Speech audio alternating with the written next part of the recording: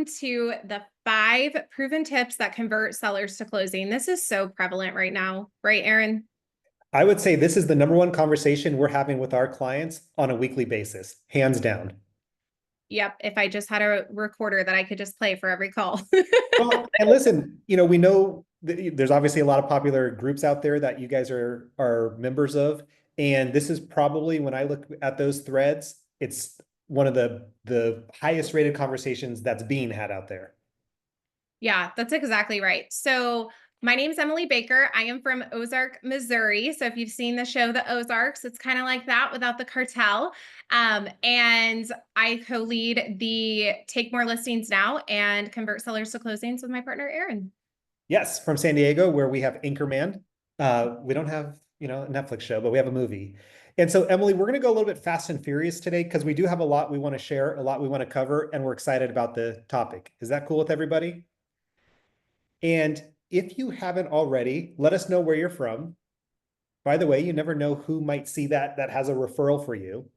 And also, if we could put our Facebook group, the Mega Listing Agent, a lot of what we're going to cover today and in our courses, we've got some snippets in there where we go a little bit deeper, and you might want to check it out there. As always, we wouldn't be doing our job if we didn't remind everyone in their business to make sure we're following the TCPA and the do not call protocols. We want to be running a business that is in compliance. And so, should we jump into it, Emily? Let's jump in. Awesome. So number one is the listing consultation that converts. What do you mean by that? Yeah, so if we don't show up prepared, then we're just not going to take the listing. I think we all can agree with that, right? So in terms of a listing consultation that converts, it's all about having a model, right? A lot of us have got away from a consultative approach or a model, right? We were in a speed market, fast and furious, right? It was like, how fast can you get a sign in my yard? I found, a house that I want to buy and they already have an offer, right? And that's just not the case anymore. And so it's really setting the goals of the appointment. How many of you put it in the chat race? How many or in the chat? How many of you have gone on an appointment and felt as though the seller felt they knew more than you, or the seller tried to control the conversation? Shirley, I'm not alone in this. Yes. Okay. John's with me. Julie. Okay. So, yes. Okay. So it's really setting the precedence of these are our goals for the conversation today. The other thing is trial closing. How many of you have gone on an appointment this year that you have competed for the listing? Put it in the chat. Just like to gauge the audience. We're interactive. Yes, competed. Me too. Okay, yes. So in terms of when the competition's fierce, right? We've got to be really clear on a few things. Our unique value proposition, right? Why would the seller choose you? Because a lot of times what we hear is, Aaron, y'all sound so great, or you all do similar things, right? Or you lose a listing, your numbers are higher than someone else and they went with someone that's never sold a house, right? Or you're like, what's going on? So your unique value proposition, also having a trial close before you get into pricing, because can we agree that pricing is one of the most challenging conversations in the consult today? Anyone Emily, else? I don't even know what homes in my own neighborhood are worth anymore. That's how challenging it is. Yeah. So that's what that means. You have a plan, you're setting expectations. Expectations eliminate friction. You go through, you're listening to the client, you're making them feel important, you're very clear on why someone would choose to hire you, right? And then you have a trial close prior to pricing. Can we double click on the trial close for a minute? Is that Yeah. cool? Yeah, absolutely. Okay, because one of the things that we train on and that we coach to is a model that I think is worth sharing in here for today. And we call it the 3-2-1 closing model. Because Emily, have you noticed that in some of the listing presentations and some of the training, there's always like an awkward, how do you transition from, okay, we've covered all of the information we need to now sign the contract and hire me, right? Like some people struggle with that transition. right? We've gone through their needs analysis. We've gone through our value proposition. We've gone through pricing. All right, Emily, hire me. There's got to be a little bit better, smoother of a transition. And so we call it the 3-2-1 model. Yep. And the way that looks is what we do. The 3 stands for 3 compliments. So after we've gotten through all the heavy lifting, right? What we do is we relax the situation. Because especially right now, the CMA presentation might be a little bit tense. It might not be, oh, you want that number? Great, let's go for it. Oh, Yep. you think it's worth that? Nope, it's higher. Let's go for it, right? It might be a little bit more of a come to Jesus style presentation. So we got to lighten things up. So the 3 is compliments. Let's give them 3 compliments. Emily, you know what I'm excited about? You have a beautiful home. You're in a great school district and you have one of the nicest lots on the street. Your home is going to be exciting to sell. I've complimented. Now, listen, if the home needs to be burned down, then maybe it's 3 things about the situation. You know what, Emily?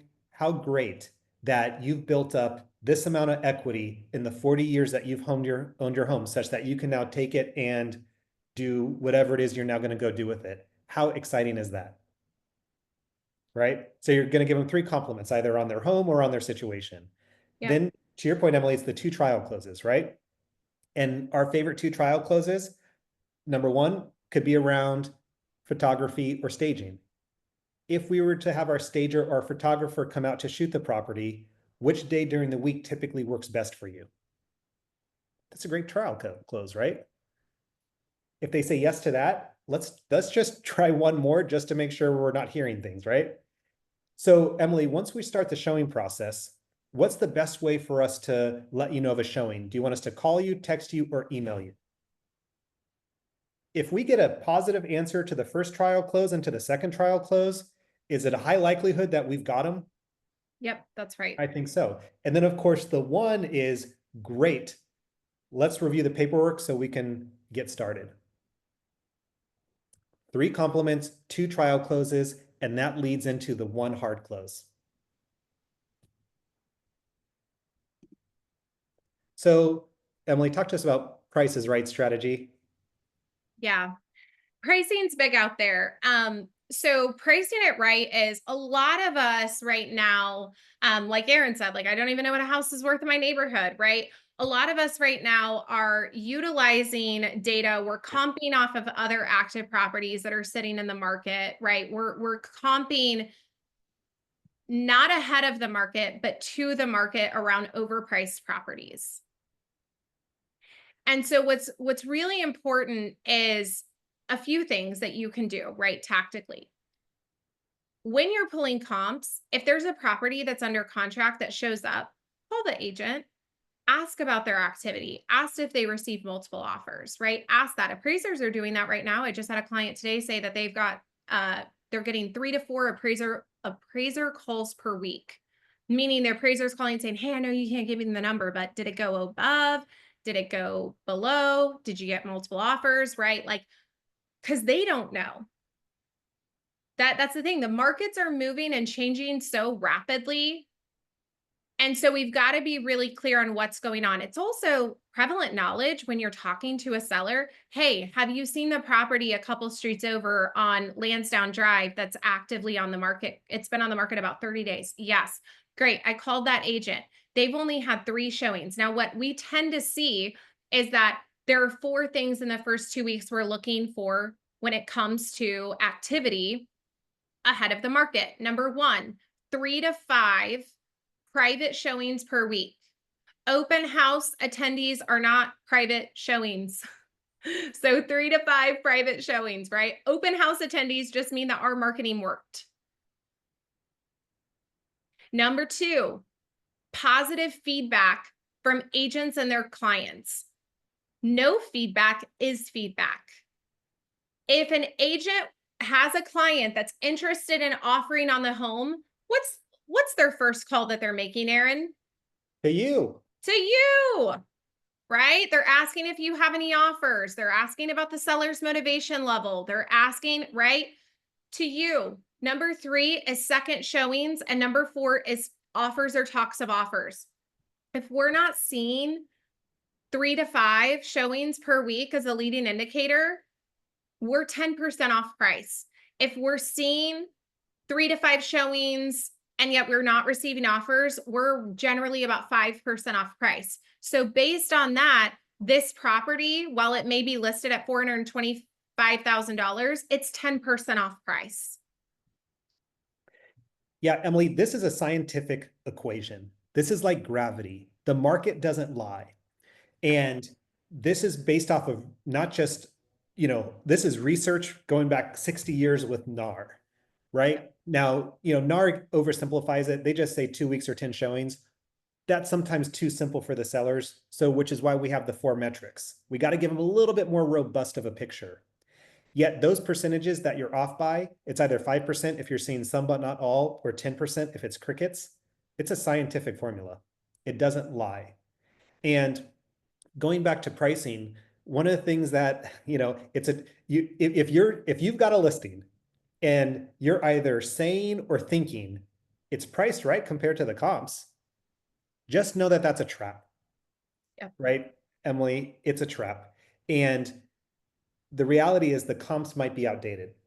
That's And right. so when you're talking about your pricing strategy, we call that real-time pricing. So if you're still pricing based off comps, which is looking in the rearview mirror, and you're not real-time pricing, which is calling the agents of the active listings and getting real-time information and feedback on those and sharing that with the sellers, then you're going to be behind the 8 ball. And by the way, you can differentiate yourself when you're competing against agents by having this exact conversation. If any agent walks in and starts talking to you about the comps, you should probably run the other way, because in this market, it takes real-time pricing if we want to get it right such that we can get you the most money possible and get you off to wherever you want to go. That's right. Because they're not hiring you to list their home. They're hiring you to sell it.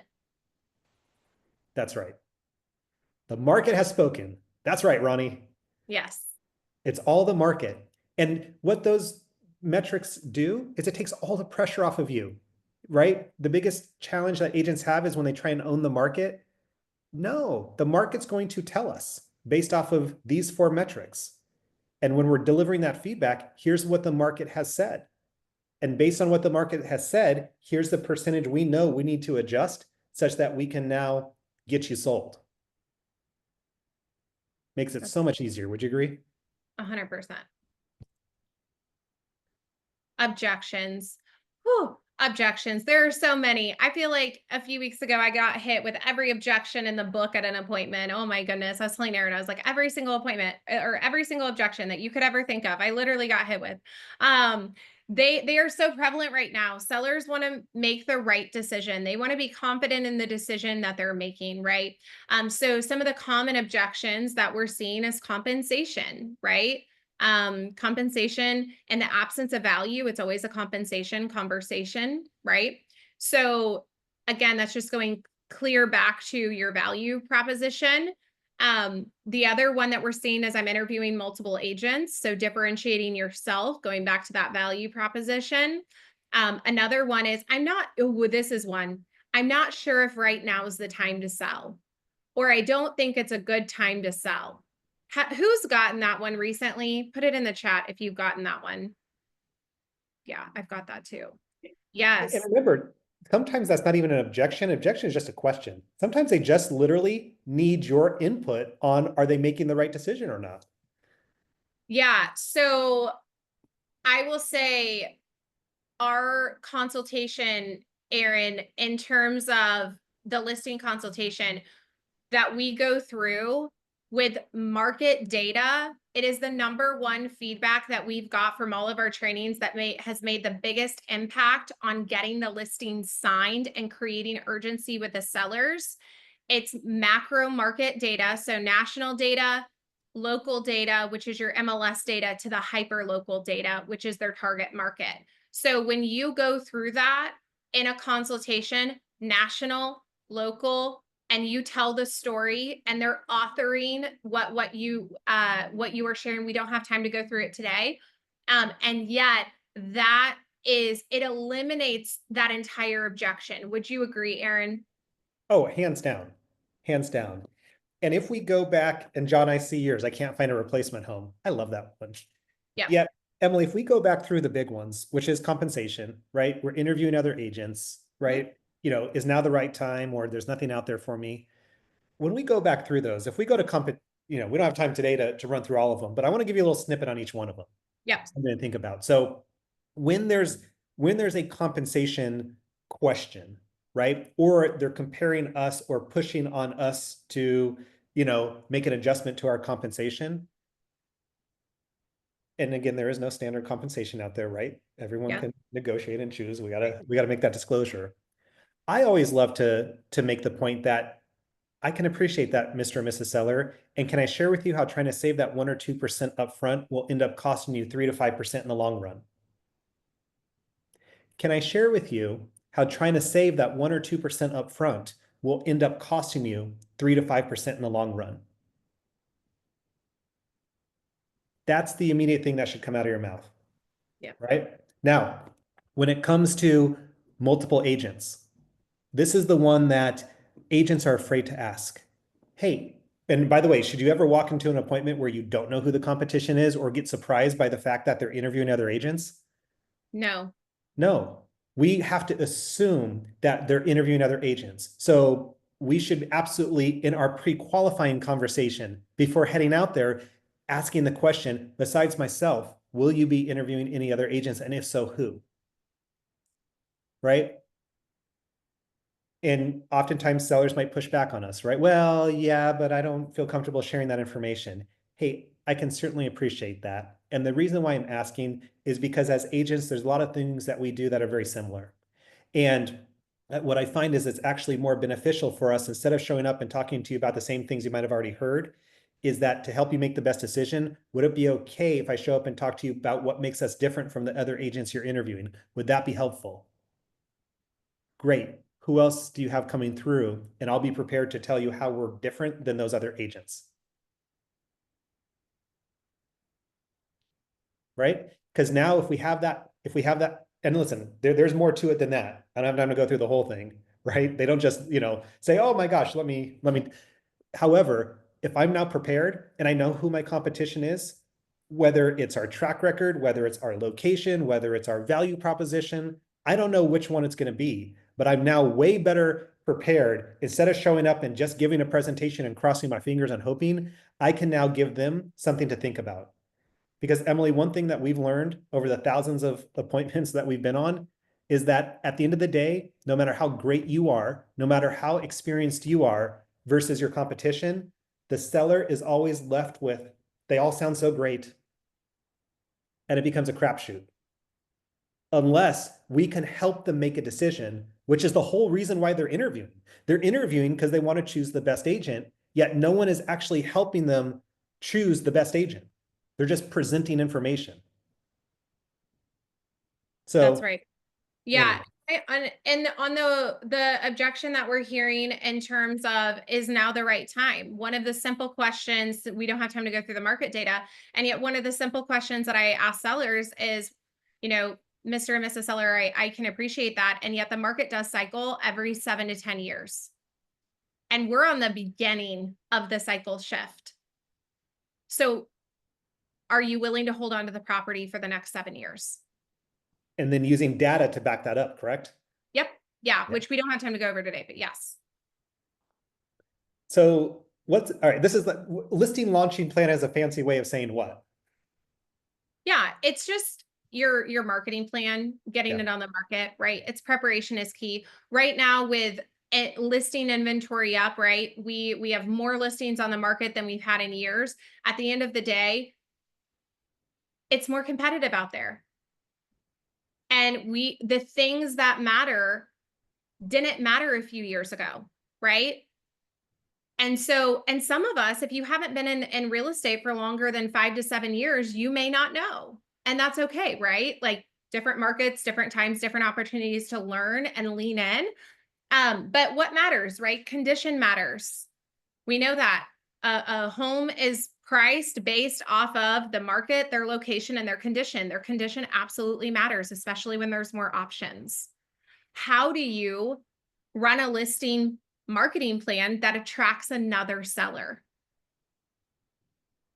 So you can replace the sign in the yard with another sign, like that same sign into another yard, right? What are the things that matter in marketing? How many of you have had a seller say, well, what are you doing to market my home? Or if it's an expired, they like to ask the question, well, what are you going to do different? What are you going to do different? That's exactly right. Everything. That's why we should meet. Yeah. And that's the answer. Yeah. Or my favorite answer, Emily, was get your home sold.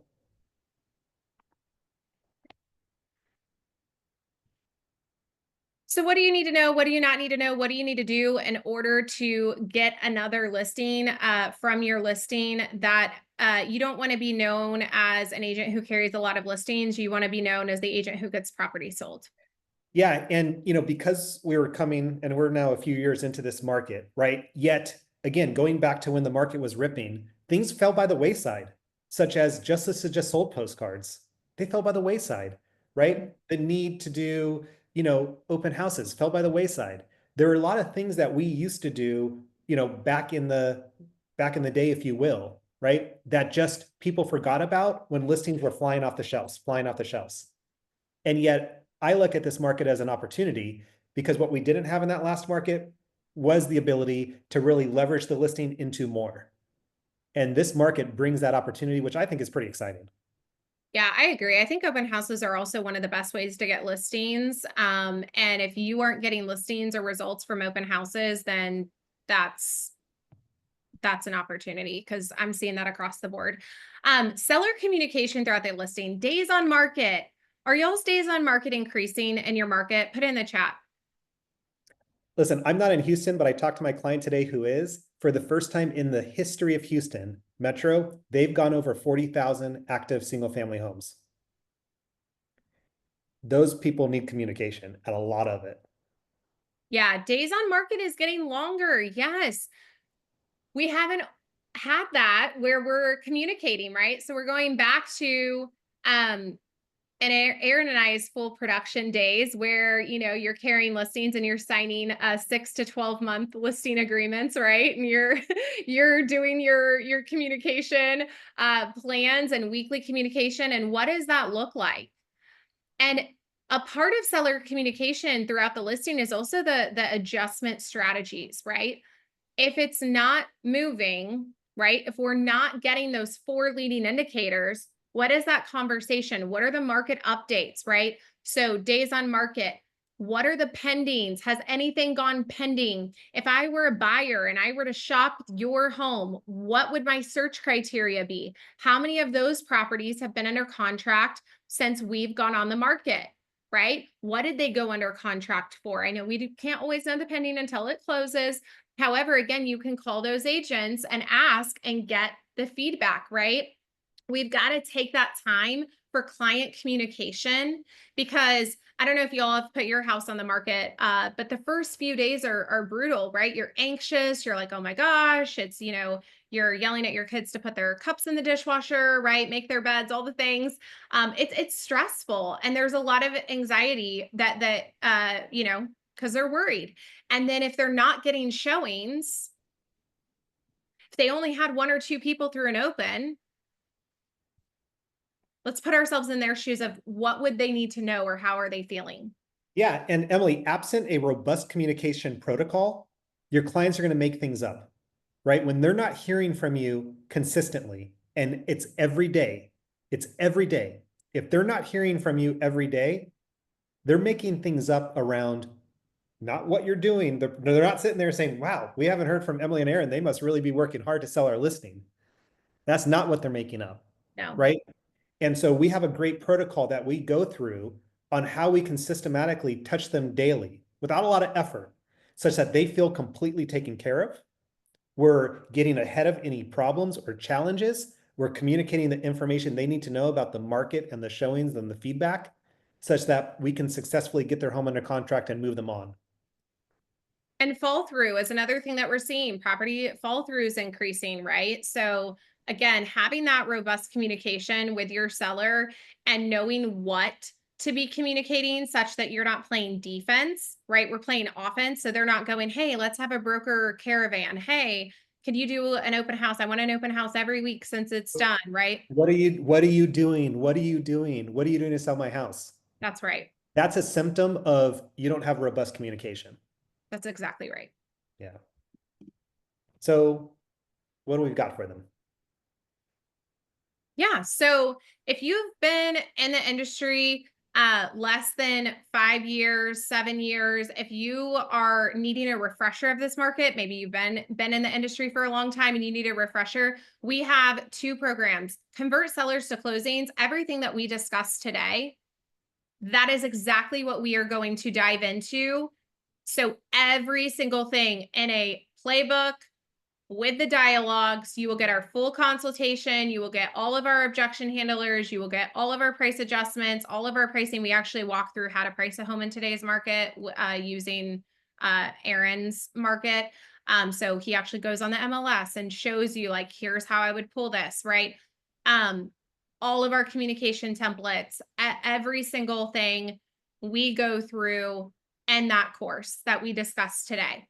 So Take More Listings Now is if you are not going on enough appointments to hit your year-end closing goal, if you are not making the money that you need, we're almost halfway through the year, right? If you're not on track to hit your financial goal, um, that that's that.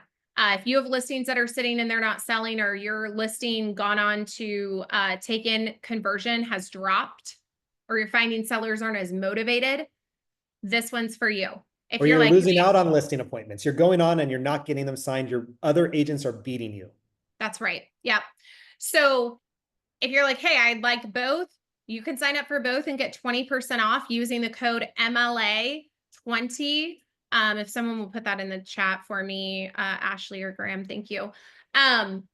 So that you'll get 20% off. So they're $3.99 each. You get 20% off if you sign up for both. So that's like $630, $840. Aaron and I did the math. We've been doing listing training for a long time now, and we have tracked the data. So on average, if you take the content, okay, and you actually apply it, okay, because who wants to do training without executing? You might as well watch Netflix. It's way more entertaining than Aaron and I. But if you apply the content that in these two, and you take both, you have the potential to do 8 additional listings in this 6-week period. Okay. So at that, if you did, let's say you take one, it's 4. And that's like, we're being conservative based on what we've seen. That's actually half of what people who have taken our courses have achieved on average. So $3.99 is the investment. Average commission, let's call it 10,000. That's 100 to 1 return on investment. So the question I would ask you is, would you trade $399 for $30,000 in GCI?